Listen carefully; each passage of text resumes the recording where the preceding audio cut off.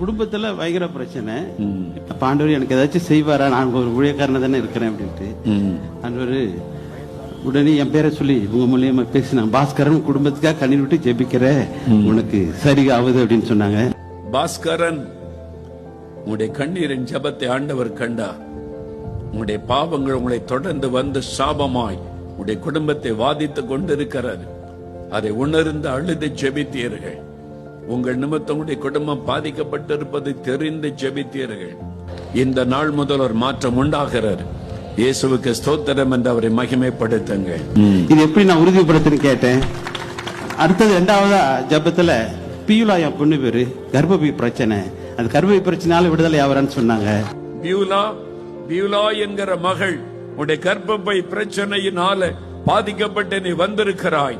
ஆண்டவருடைய வல்லமை பெரும்பாடுள்ள ஸ்திரியை போல வேதனைப்படுகிற உன் கர்ப்பப்பைக்குள் ஆண்டவருடைய வல்லமை இறங்குகிறது. சகலமன் நார்மலாய் மாறுகிறது.